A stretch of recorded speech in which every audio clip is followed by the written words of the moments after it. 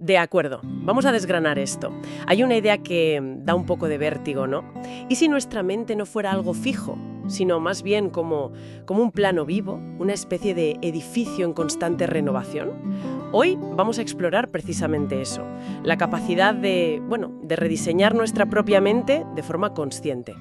Y para hacerlo nos vamos a sumergir en las ideas de Neuroarquitectos del Poder, de Alejandro Muriedas. La misión es esa, extraer las herramientas prácticas que ofrece el libro, basadas en neurociencia, para convertirnos en arquitectos de nuestro propio cerebro. De un observador pasivo de su vida a un creador activo. Durante siglos pensamos en el cerebro como algo que se desarrollaba y luego se quedaba más o menos estático. La neurociencia moderna ha demolido esa idea por completo. Lo que hace este libro, y creo que lo hace muy bien, es conectar esos descubrimientos con la psicología, con el desarrollo personal y crear una especie de manual de usuario. O sea, ya no es una cuestión de desear cambiar, sino de entender la mecánica de cómo se produce el cambio a nivel biológico. Exacto, la mecánica. Y el libro empieza por los cimientos, o sea, la base sobre la que se construye todo lo demás, la neuroplasticidad.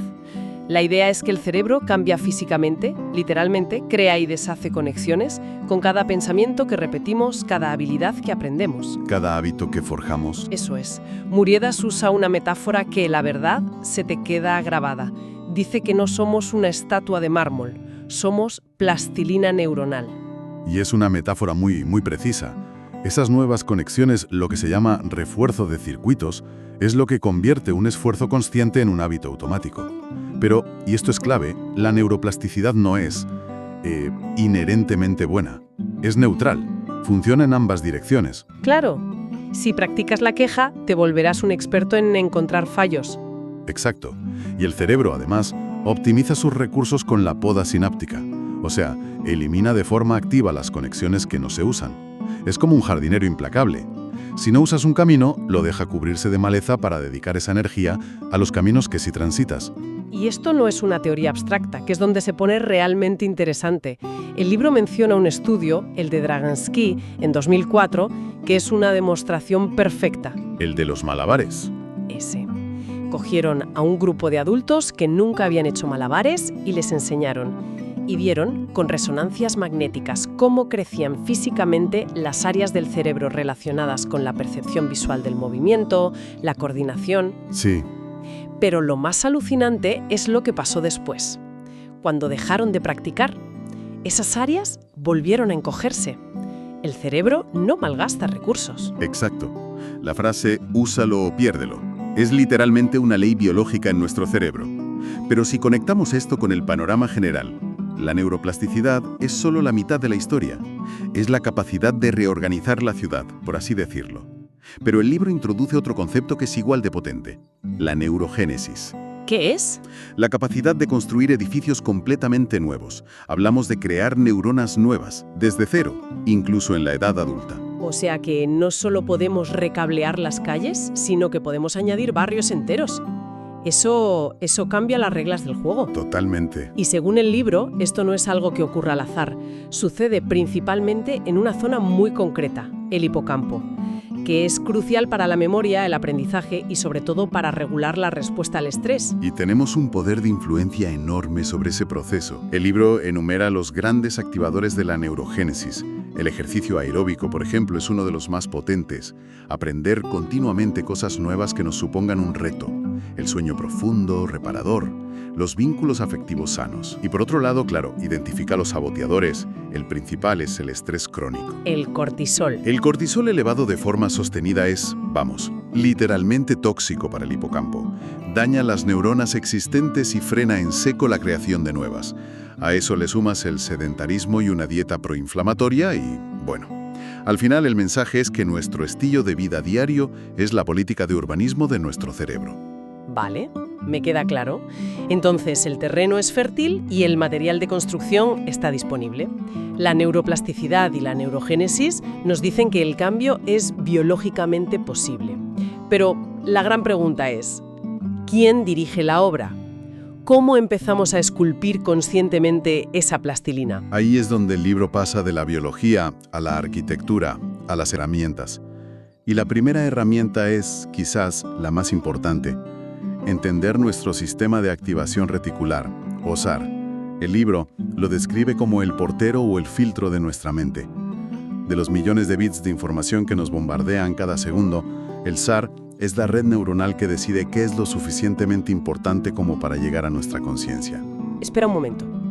O sea, que tenemos una especie de portero en la puerta de nuestra conciencia y la mayoría ni siquiera sabemos que podemos darle instrucciones. Eso es increíble y, a la vez, un poco alarmante. Porque si no le damos instrucciones conscientes, ¿qué instrucciones está siguiendo? Esa es la pregunta del millón. Por defecto, sigue las instrucciones que le hemos dado en el pasado, a menudo de forma inconsciente.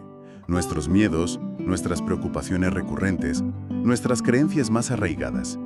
El ejemplo clásico que da el libro es perfecto.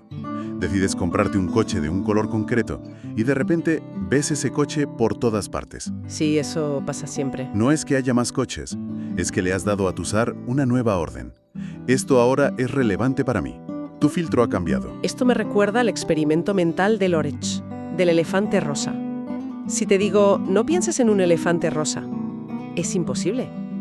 Tu cerebro primero tiene que visualizarlo para poder procesar la negación. Claro. Lo que demuestra que el cerebro no funciona con noes, funciona con focos. Si mi foco es no quiero estar estresada, mi SAR está buscando estrés por todas partes para poder evitarlo. Es una trampa. Biológica, sí. Y la implicación es enorme. Si nuestro diálogo interno se centra en la carencia, en la queja o en el peligro, estamos entrenando activamente a nuestro cerebro para que filtre la realidad y nos presente más evidencia de eso mismo. El verdadero trabajo no es solo darle nuevas órdenes al portero, es hacer una especie de auditoría de las órdenes que lleva décadas siguiendo en piloto automático. Y ese foco, lo que el SAR deja pasar, está íntimamente ligado a la siguiente herramienta: la neuroemoción. Claro, porque una cosa es lo que vemos y otra es cómo reaccionamos a ello. Exactamente. El SAR te presenta un estímulo, pero la respuesta emocional colorea esa experiencia por completo. El libro plantea un cambio de paradigma. Las emociones no son enemigas a reprimir, son mensajeras, son datos. Y todo se reduce a la dinámica de poder entre dos áreas del cerebro. Por un lado, la amígdala. El detector de humo. El detector de humo primitivo, sí, la alarma de incendios. Y por otro, la corteza prefrontal, que es el director general, el que toma decisiones sopesadas. Me ha pasado 1000 veces. Recibo un correo un poco ambiguo y en un segundo mi amígdala ya ha pulsado el botón del pánico. Siento esa reacción física, el corazón se acelera. Es como si el primitivo secuestrara el coche y el CEO estuviera atado en el maletero. Es la descripción perfecta de un secuestro amigdalino. La clave que propone el libro no es desconectar la alarma. Es útil, nos mantiene a salvo, sino fortalecer el puente neuronal, la comunicación entre la amígdala y la corteza prefrontal. Se trata de crear un pequeño espacio entre el estímulo y la respuesta. Y esto no es autoayuda, es entrenamiento neuronal. Estudios como el de Ochsner y Gross, que se citan en el libro, muestran con neuroimágenes cómo la práctica de la reevaluación cognitiva, básicamente contarle una historia diferente a la amígdala, fortalece físicamente esas vías prefrontales. Es como llevar al gimnasio al CEO de tu cerebro. Entiendo. Así que entrenas a tu portero, el SAR, para que te muestre cosas más útiles. Y entrenas a tu CEO, la corteza prefrontal, para que gestione las alarmas sin entrar en pánico. Pero todo ese esfuerzo, esa gestión consciente, agota. Hay días que simplemente no tienes fuerzas. Y has dado con el siguiente pilar fundamental. Porque ese proceso de activar la corteza prefrontal para calmar a la amígdala, de dirigir conscientemente el foco, no es gratis. Consume una cantidad enorme de energía mental, lo que nos lleva directamente al concepto de la voluntad. El libro se apoya en la investigación de Roy Baumeister sobre el agotamiento del ego, que demuestra que la voluntad no es un rasgo de carácter infinito, sino un recurso limitado. Es como un músculo, o mejor aún, como la batería de un móvil. Esto me resuena totalmente. Es la explicación científica de por qué después de un día entero de reuniones, tomando microdecisiones, aguantando la paciencia, llego a casa y mi capacidad para elegir la ensalada en vez de la pizza es prácticamente nula. Claro. Mi batería de decisiones saludables está al 1%.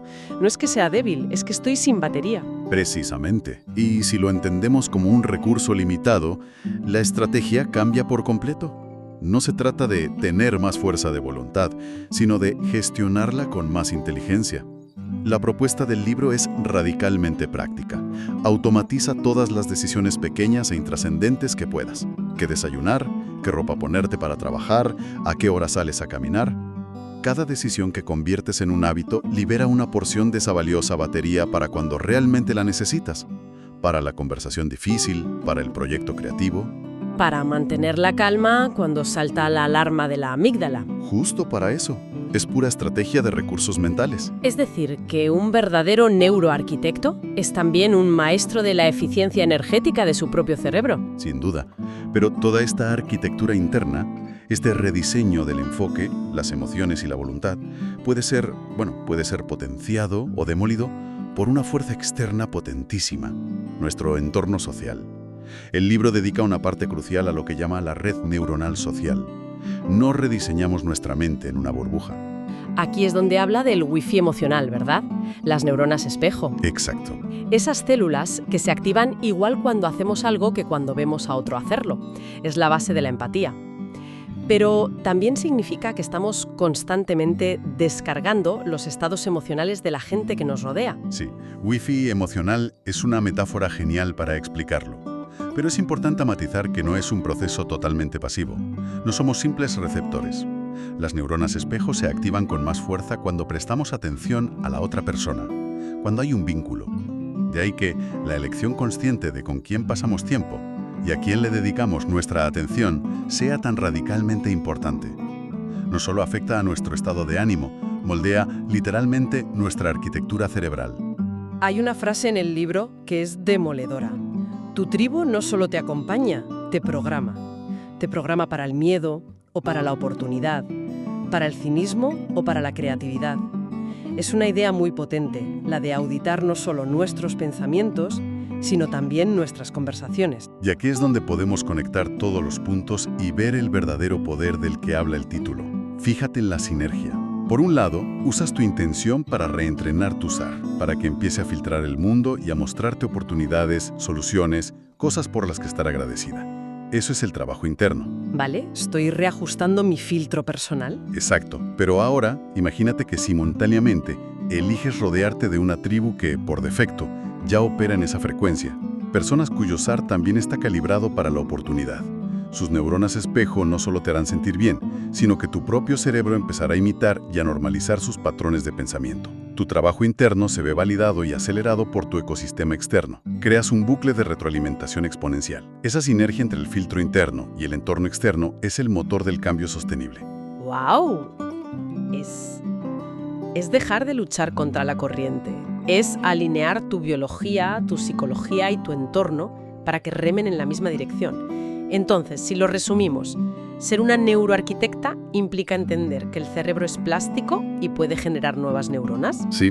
Implica tomar el control de nuestro filtro de atención, el SAR, aprender a usar las emociones como datos en lugar de dejarnos secuestrar por ellas, gestionar nuestra voluntad como una batería valiosa y, finalmente, diseñar nuestro entorno social para que potencie todo lo anterior.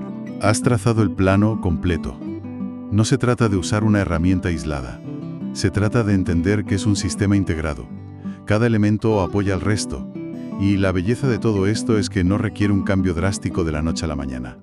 Es un proceso de pequeños ajustes constantes. Al final, el libro nos devuelve la responsabilidad, pero también nos da el poder. Nos dice que no somos un producto terminado, sino una obra en construcción. Exacto. Y nos deja con una idea muy poderosa en su manifiesto final. La mente no es un molde fijo, sino una arquitectura viva. La pregunta que queda en el aire, y es una gran reflexión para llevarse, no es tanto una pregunta filosófica como una pregunta práctica. Si hoy fuera el primer día para rediseñar esa arquitectura, ¿cuál sería el primer y más pequeño plano que dibujaríamos? ¿Qué decisión mínima podríamos tomar ahora mismo para empezar a construir en una nueva dirección? Quizás sea tan simple como elegir conscientemente en qué nos vamos a enfocar durante los próximos 10 minutos. El gran edificio empieza con una sola línea sobre el papel.